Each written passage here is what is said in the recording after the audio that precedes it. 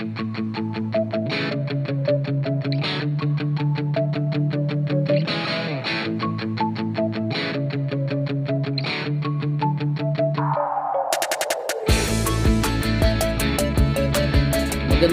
hapon mga kakuha. So eto no, dito na naman tayo sa totoong sign ayon sa karanasan.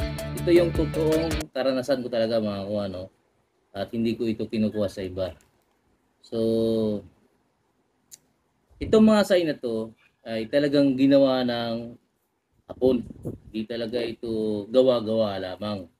Ito talaga ay inuukit nila para matandaan nila yung pinaglagyan nila.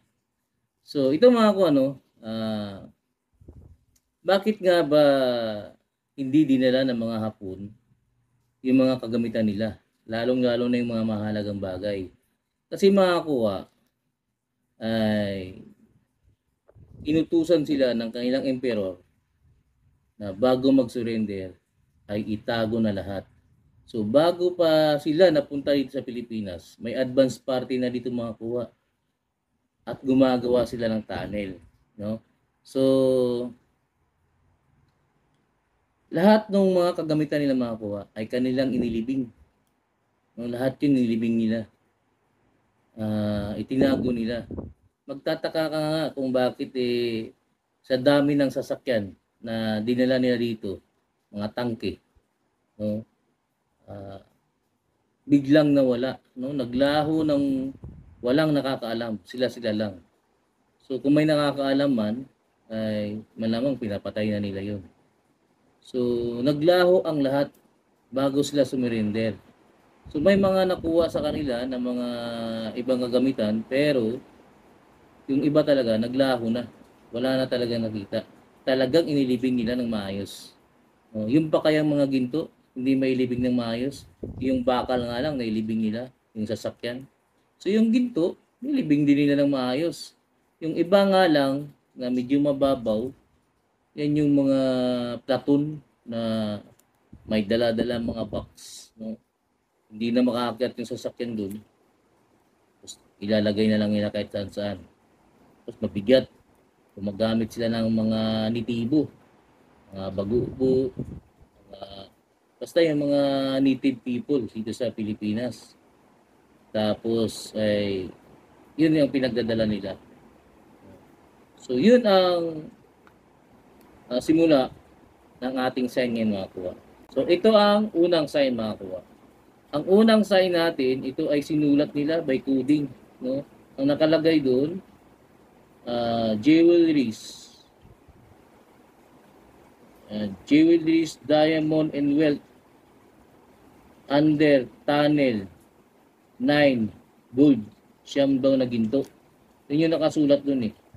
So ipa-plus natin dito sa bandang kanan ko mga kuha yung sign para makita nyo talaga kung anong ibig sabihin. Baka sa inyo naman makakita kayo diyan sa inyo ng ganyan na sinusulat nila na parang coding. Akala mo ay gawa lang ng mga bata, no? Pero hindi pala. Kasi sa malinis na bato nila ginagawa yan. Tapos doon nila sinusulat. Nilulumot na yung iba. Tapos kung hindi ka marunong sumuri, ay kung hindi ka marunong magsuri ng coding, ay wala ka talaga, no? Hindi mo talaga makikita at hindi mo malalaman ang pinaglagyan nila. Kasi by coding yun eh. Military code nila, hindi natin. Tapos iniba pa nila yung sulat. So, yan yung unang sign mga kuha na kapag nakita ninyo yan, yung may mga nakasulat dyan, ay hanapin nyo na kasi mayroon yan dyang small depot. Malapit lang. Katulad lang din yan ng paa. Mga 20 meters to 30 meters. Andun yung mga small depot. Kasi yan ay general treasure. No? Nasa tunnel yan. Yung tunnel yan mga kuha ay pinaguho yung bunganga ng tunnel. Makita mong guhong-guho yung bunganga ng tunnel. May vlog ako yan, tingnan nyo mga kuha. So, eto yung sign na mga dapat niyong pakatandaan. Yung mga sinusulat, yung mga ginuguhit nila. Huwag kayong maghanap ng sign na yung mga parang nakikita nyo lang dyan sa mga bato-bato na nag-B, parang nag-cut ng gano'n, sign na to. Mali yun. Yung unang makita nyo talaga mga kuha, inuukit. No? Tandaan nyo yan, inuukit nila ang sign. No? Kaya bakit sila nag-uukit? Para matandaan nila yung ginawa nilang mapa. Kasi gumawa sila ng mapa, so wala namang ibang makikita noon, kundi bato, puno, ilog, bundok. Pag di nila ginawa yan mga kuha, mawawala na sila. So, kailangan nilang gawin yung bato na may guhit. Guguhitan nila ngayon. No? Gaganyan nila. Yung bala ng ng 50 caliber, yun yung ginagano nila eh. Pati yung sa bayonita nila, ano yun eh, pundido yung dulo nun eh. No? Ginaganon nila yun. Nakakabutas ng piso yun pag ginaganon mo. So, yun ang panggawa nila mga kuha. Yun din ang paraan nila para matandaan nila ang area. Pag binuklat nila yung mapa nila, yun lang hanapin nila, yung bato na yun. Pag nahanap nila yung bato na yun, sunod-sunod na yun. Sunod-sunod na nila makikita yan. Kasi nasa mapa nila. So tayo mga Pilipino, dahil pag nakita natin yun, huwag nyo kaagad hukayin doon, no? Hanapin nyo muna. May mga sign yan. Hanapin nyo yan. 20 to 30 meters, pag nakita nyo yung bench marker, may small D po yan makuha. Sigurado ako dyan. Laging ganyan yung napupuntahan naming site noon. Oh. So ito yung site, ito yung sign na dapat din yung pakatandaan mga kuha. Ayos!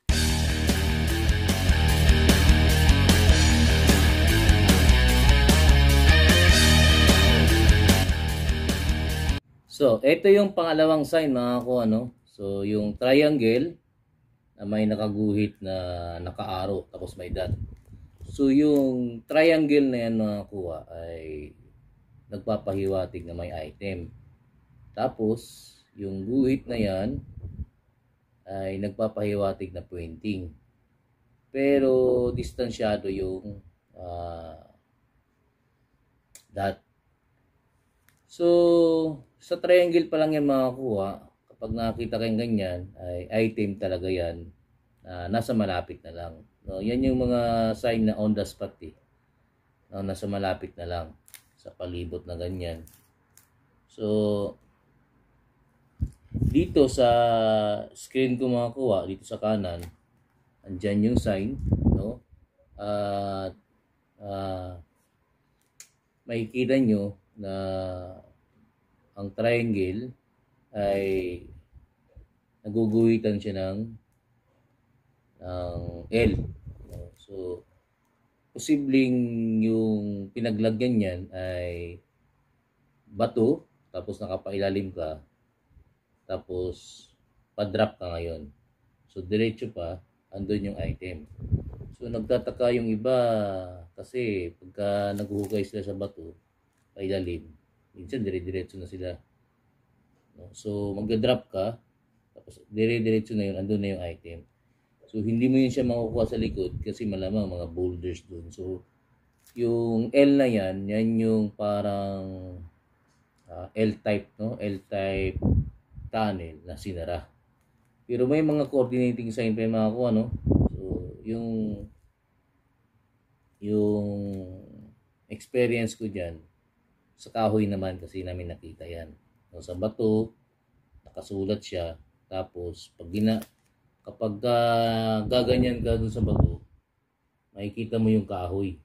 So, kapag i-straight ka, hindi nakatuwid yung kahoy dun sa bato. Pero nasa side siya. Pero pag gaganon ka, tutuwidin naman niya yung kahoy. No? Magsa-side step ka, mga 3 hakbang, matutuwid niya yung kahoy, masisilip mo. So, ibig sabihin, doon mismo sa may ibaba ng kahoy ang item. Pero itong problema namin makakuha kasi yung kahoy na yun nakatungtong sa bato. Doon siya tumubo. Parang ginawang pot yung yung bato. Nilagyan ng lupa, mayroong parang kawa-kawa doon. nilagyan ng lupa. Tapos doon na siya tumubo, yung kahoy. Alam mo yung kahoy ng mga kuha? Ang tawag sa amin nun ay yung alingatong. No? Makati yun. Tapos gamot din yun, no? Alingatong. Well known na yan sa mga manggagamot yung alingatong. So, bumaba, nag-drop kami, nag-zinc kami, bago kami nag-drop. Doon lang yung daanan niya sa may malaking bato kasi ganyan eh. Bato to, dito yung alingatong, sumahaba yung bato na yan. So, nag-drop, nag-zinc kami bago nag-drop. Papunta doon sa may kahoy. Pero kinulang pa nga kami doon sa lalim. No? So, parang nag-Z na kami. Ganyan. Tapos, ganyan. Kasi hindi namin nakuha yung tamang sukat dun sa pailalim. Pero ang maganda yan mga kuha ay magdala kayo ng detector na mas malalim yung nakukuha niya sa ilalim, no? Yung deepness niya. Kasi yung ginamit namin dyan ay yung scanner na Concord, no? Mayroon na rin yun siyang detector para dun sa ilalim. So yung Concord kasi is 5 system na yun. Meron na siyang detector, locator, scanner, bionic, saka ionic, no? So may 5 system na siya. So kahit bubaba kami doon, pwede namin dalhin yung yung Concord. So yan yung pangalawang sign natin mga kuha. Kapag nakita niyo yung mga ganyan, walang pinag-iba yan sa mga kuha, yung parang nag-yu, yung nakakita namin, no? Yung sa trabaho namin, nag-yu siya, tapos nasa baba yung item. So ang ibig sabihin niya, pulse, no? Nasa baba daw yung binabagsakan ng tubig yung item. So distansya din yung item nun. So nasa ilalim pa. So hukayin pa namin yan. O malamang may butas doon. So yun mga kuha. Yan yung pangalawang sign na maibibigay ko sa inyo ayon sa aking karanasan.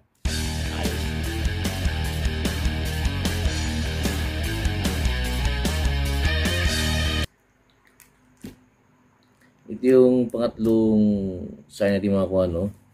Ito ay 4 key. 4, tapos may key, tapos may E and B. So ano nga bang kahulugan ng 4 key at yung letrang E and B na kasunod niya?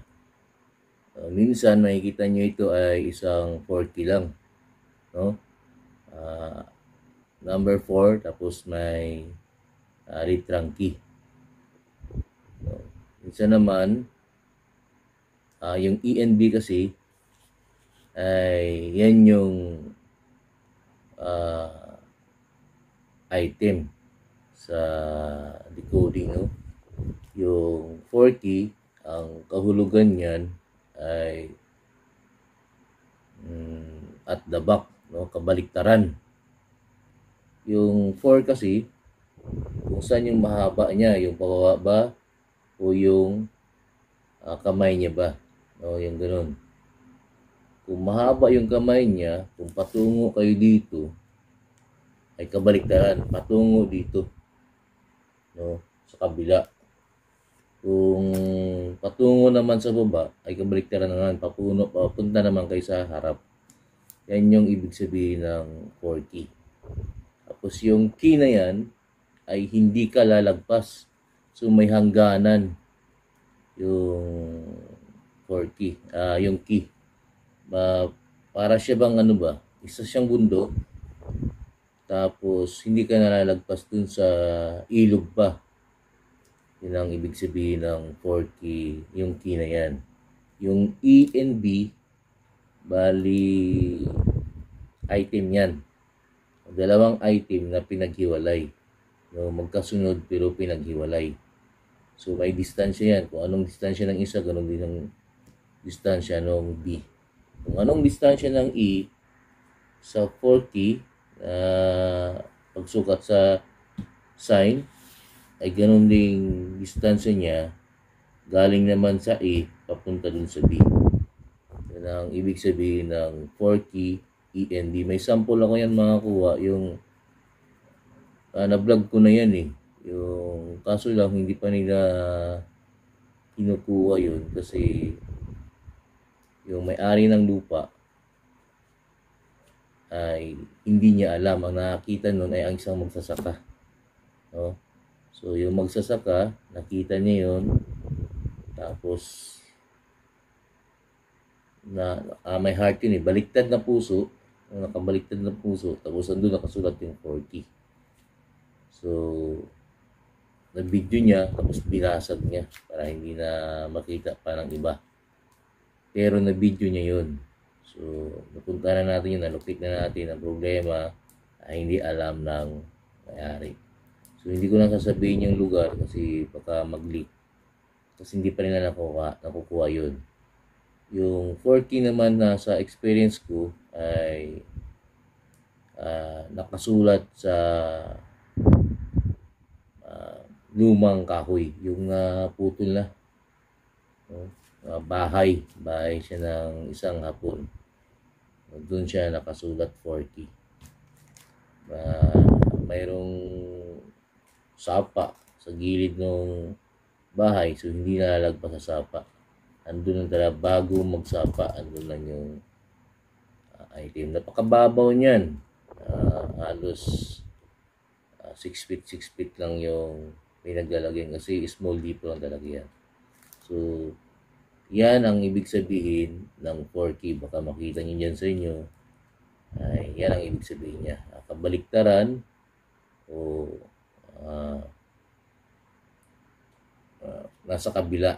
So, kung dapat papunta dito, so nasa kabila. Kung dapat papunta dito, nasa kabila yun naman. So, yan ang ibig sabihin ng 4K.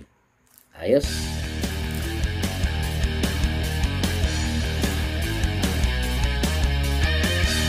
So, eto ang pang-apat na sign natin mga kuha, no? Yung arrowhead na may 4 na dot.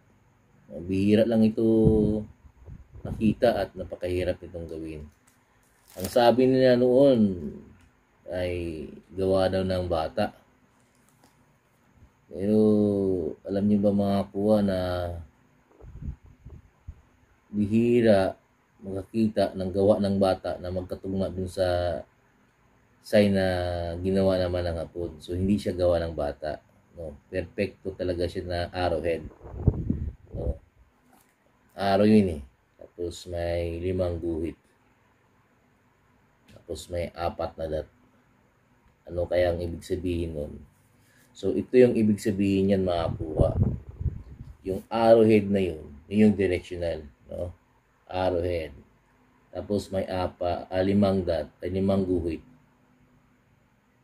So, yung 5 guhit na yon ay taga 10 metros. Minsan ba nga taga 100 meter. No? So, minsan din, kung gaano kahaba yung guhit niya, tapos times 5 yung layo niya. So, ano naman yung 4 na magkakasunod na dot? Yung 4 na magkakasunod na dot ay ano yan mga kuha under, no? Underwater ang ibig sabihin yan. So nakita namin yan mga kuha nasa gilid ng parang ano ba, gilid ng ilog sa may matigas na parang bato. Doon siya nakaguhit, tapos nakaturo siya doon. Malit lang yan na sapa nakaturo siya doon sa unahan pa. So, hindi yan nakuha din nila. No? Hindi pa yan nila nagagalaw dahil din sa hindi rin alam na may-ari. Kasi ang turo niya mga kuha, andun sa kabilang lupa. No? Ang may-ari niya ay hindi niya alam na may treasure doon sa lupa niya. So, hindi naman pwedeng pasukin doon dahil matrespassing sila. So, sa experience ko naman, yung arrowhead na yan, lagi ko yan nakikita kapag yung sign na yan ay nasa kabilang bundok. Tapos yung tinuturo niya sa kabilang bundok din. So, parang bundok na magkaharap. Tapos yun pala yung tinuturo niya sa kabilang bundok pa. So minsan 100 meter yung bawat guhit niya kung susukatin mo. Pero yung Hapon, di na gumagamit yan ng panukat, no? Ini-estimate lang nila yan. No, hindi katulad natin ngayon na mayroon tayong laser na nasusukat natin yung layo ng tatamaan ng laser. No, yung ginagamit ngayon ng mga karpintero. No, mayroon silang laser na libel, pang libel. Yun. So, yan yung ibig sabihin ng arrowhead na yan, mga kuha. Napakagandang sign yan kasi sure ball na mayroong naman doon sa unahan na sinasabi niya. So, yung apat na dot dun ay underwater. So, pwede ring ibahin yan, yung dot na yan. Kasi yung nakita namin doon ay 10 dot. No? So, ibig sabihin sukat yun. Tapos, mayroong guhit na 5. So, ibig sabihin kung 10 dot sa times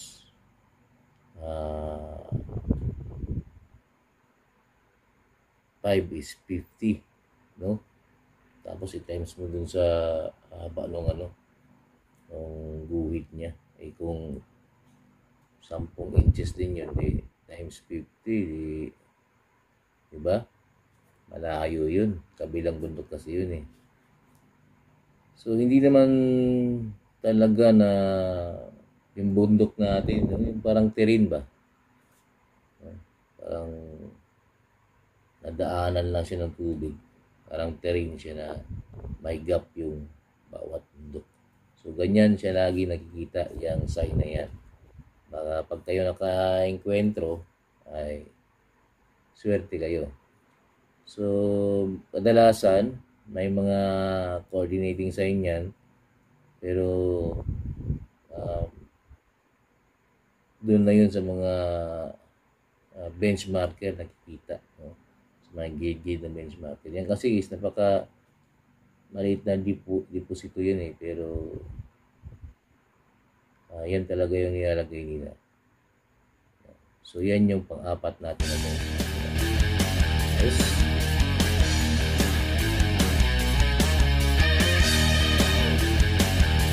So, ito yung panglimang sign mga kuano. Ito yung huling sign natin na bago ko lang talaga nakita ito. Sa ngayon, pero matagal na naming nakikita yung mga ganito. Sa ngayon, nakakita kasi kami ng ganito eh. So, ito yung sign na balloon. No? Parang kawa. Kadalasan yan makita mga kuha ay sa ilog. Sa ilog talaga. Sa mga nilalabasan ng mga spring. No? Minsan may tatlo yan. Tulad yan, nakita namin tatlo yan. Pero yung isa nakabaliktad. Minsan naman dalawa. Minsan naman siya lang isa. Ang tawag yan ay atabay. No? Anong kahulugan yan? Yung malaking bilog na may tubig. No? So, excellent pa rin yan. No? Balloon siya. Tapos may tubig. Kasama sa sign doon yung tubig. Minsan puno yan. Kadalasan hindi talaga napupuno kasi ginuguhitan yan eh. Yung parang may dadaanan yung tubig. No? Ang parang gawain ng mga sinaunang tao noon na mga kasi wala pang gripo noon. Yung mga Pilipino tabay ang doon sila kumukuha ng inumin no, sa mga spring. So katulad lang din sila nung Hapon. Kasi yung Hapon matalino. No, ginagaya lang nila yung gawain din ng mga Pilipino noon. So, yun nga lang, napakalinis nilang gumawa. Hindi katulad ng Pilipino, bara-bara lang. No? Basta mabutas lang, magkaroon ng tubig, malinisan, okay na. Pero ang hapon kasi, ang pagkakaiba nila, pagka gumawa sila, pulido, no? Malalaman mo. Kahit yung sa babang-baba, napakakinis. Sa mga gilid niya, napakakinis. So kadalasan ito nakikita sa labas ng tunnel, mga 200 meter, ganyan noon, sa bunganga ng tunnel, tapos yung bunganga ng tunnel, nakaharap dun sa spring. So yung spring naman, dahil pinapainuman sila ng mga Pilipino, so yung hapon, ginawa nila yung tactic na, dito natin ilagay ito kasi hindi nila sisirain kasi inuman ito ng tubig. No? So kadalasan wala nang poison yan. So mga small depot talaga yan. No? Marami nang nakakuha ng ganyan na ang dahilan ay gagawa daw ng tangke ng tubig kasi paggawa ng tangke ng tubig. So, ginawa na namin yan noon. Yan ang experience ko dyan. So, gagawa daw ng tangke ng tubig. Doon daw yung hose. Pero yung pala, ang pakay nila ay yung balon. No? Nasa gilid ng balon ba? Nasa sentro ng balon? O minsan naman, sa may puno. No? Yung balon na yan, mayroong puno. Ayun. Doon nila kinukuha yung tinago nila. No? Quick depot ang tawag din. No? Mabilisan na makukuha nila. Wala lang isang linggo, makukuha na nila yan. Yung iba nga tinutuklap na lang yung balon. Yung pala nasa ilalim. No? Ganon katalino na paggamit ng mga Hapon sa isip ng mga Pilipino. So, ang Pilipino, mga 1960 to 1990, wala pang hose masyado nun. No, yung mga Pilipino ay sa balon talaga umiinom. So, ang Hapon, ilalagay lang doon. So, hindi talaga sisirain ng Pilipino dahil doon sila umiinom kukuha sila ng tubig. So, never nila sisirain yan. Tapos, samahan pa ng mga pananakot ng Hapon na may mga kapre-kapre dyan. No? Yung mga superstitious belief ng mga ninuno noon, oo, talagang mayroon. Pero, hindi naman zero nang gagalaw yan kung hindi mo rin gagalawin. So, sabi nila, bantay-bantay daw yan. Oo, may nagbabantay din sa ganyan. Pero, hindi masama ang hingiin. Tapos, palitan mo lang. Huwag kang kumuha na hindi mo pinapalitan. Lagi mong palitan yan. Kasi yan talaga ang pinakamasama kapag hindi mo pinalitan. Kasi, sasama sa iyo yung magbabantay. No, sa mga hindi nakakaalam. Sa yung experience na ganyan, no, yung may nakakuha sila, sasabihin ng magagamot sa Dr. Kwak-Kwak, ay yung nakuha mo, ibalik mo dun kasi para gumaling ka. So siyempre sabihin nyo mayaman na ako, tapos babalik ko pa. So titiisin niya yung sakit, sakripisyo. Di niya alam na buhay niya na pala yung kinakain ng ego niya, yung ano ba, ayaw niyang sumunod, no? So ang nangyayari, pati yung mga anak nasasama na din. So pwede naman yun na magdala sila ng offer doon, tapos palitan nila yung nakuha nila. Mag-offer sila, magpapaalam sila, tapos palitan nila yung kinuha nila doon. Yun lang naman yung gusto nung nandun no? Sa mga hindi naniniwala ng ganyan, no? Subukan ninyo pag kayo nakakuha. Tapos huwag kayong maglagay ng pamalit. Magkalit-chilit yung buhay niya. So nangyari na yan sa amin. Talagang kinuha lang na walang kapalit. So lahat ng humawak nagkakalitsi-litsi talagang buhay. Isa na ako doon. So, base sa experience na nangyari sa amin. No?